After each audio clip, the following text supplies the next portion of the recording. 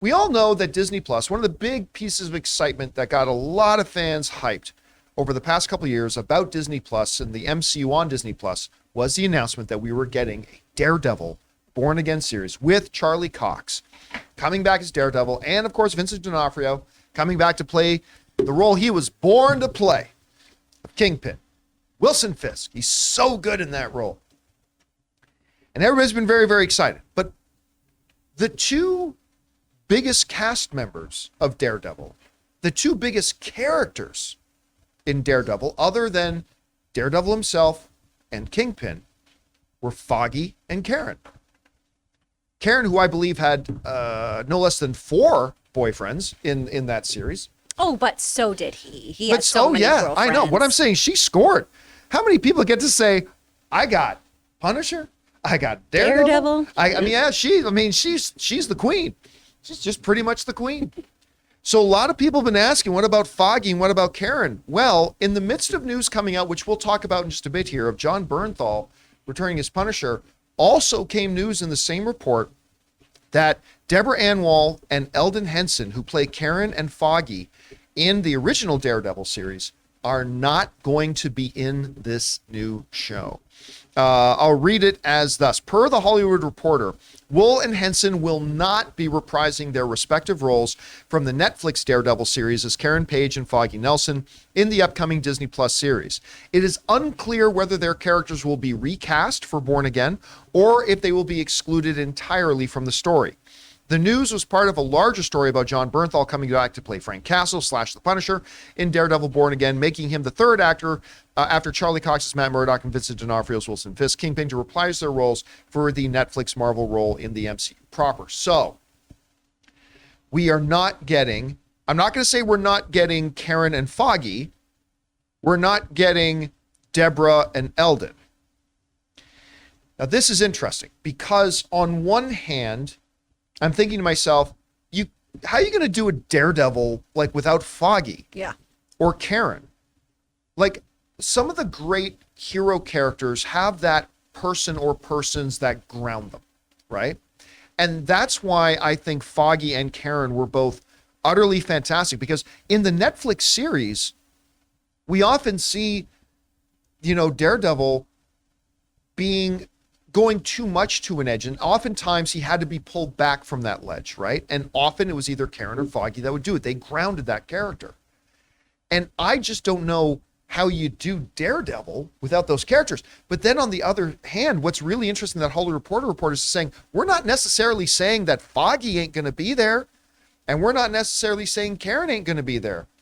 It just may be completely different actors, which creates a whole new ball of wax and confusion with a lot of people, because right now the big question has been, is this in fact the exact same Daredevil end story from the Netflix series, or is this just a new Daredevil that is exactly like the one from the Netflix series? To which Disney answered yes, no. What's that? To which Disney answered yes, no. Yes, which Disney is constantly answering yes, no. Yes. I mean, Charlie Cox has been making a lot of statements trying to prepare audiences, saying this is not a continuation of that. This is a new interpretation. This is a new thing, which is like, okay, well, that sounds like it's a brand new thing. But then they'll do and say something else that maybe sounds like it is connected to that. And if they recast, I wonder, because listen, the fans of the Netflix Daredevil series love Deborah Ann Woll and Eldon. They love them in those roles. And I wonder how they're going to feel. But then again, at the same time, let's say just follow me here, just for the sake of discussion. Let's say this is indeed a exactly like, but different Daredevil than the one from the Netflix series. Okay, let's just say that it is. Maybe Marvel looks at it as going, well, everybody wants John Bernthal back, and everybody wants Vincent D'Onofrio back, and everybody wants Charlie Cox back. Well, we got to make sure we do something that makes it clear that's a little bit different. Let's recast Foggy and Karen. I don't know that that's the case. I'm playing Daredevil's advocate here. I see what you did there. They see. I don't know that, but again, if you're not recasting them, how do you do a Daredevil without Foggy and without? I just don't know. It's an interesting scenario to me. I don't know.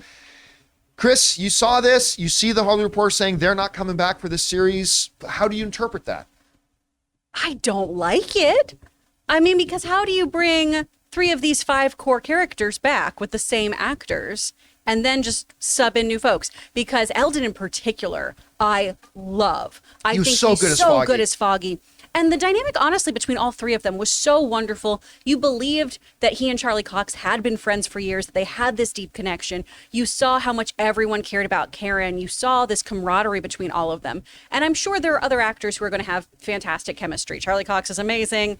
I'm sure it's very easy to connect with him on set and everything because he's a great, well-trained actor. But these 3 were such a dynamic trio.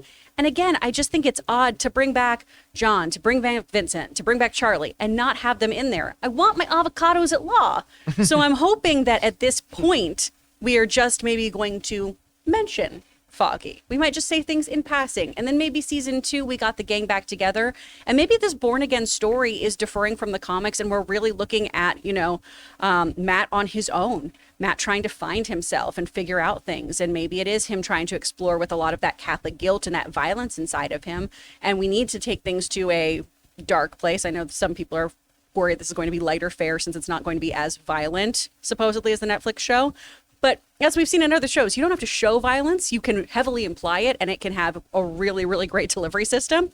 So I'm wondering if maybe it's going to be more of a look at him and his relationship with Fisk.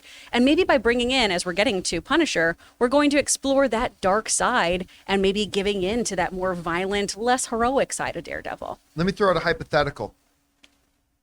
Let's say we find out in 3 weeks they have new cast, that they've recast Karen, they've recast Foggy. Does that put a final period on the debate about whether or not this is the exact same, not exactly like, but the exact same Daredevil from the Netflix series? Like if they recast his roles, does that end that discussion? Or does that still leave it up in the air? I think it ends it. And of course, we're in a stage of Marvel, right, where there's variants and multiverses and all kinds of things. So I'm sure everyone's going to talk about how in a different universe and outside of the 616, we have something else going on.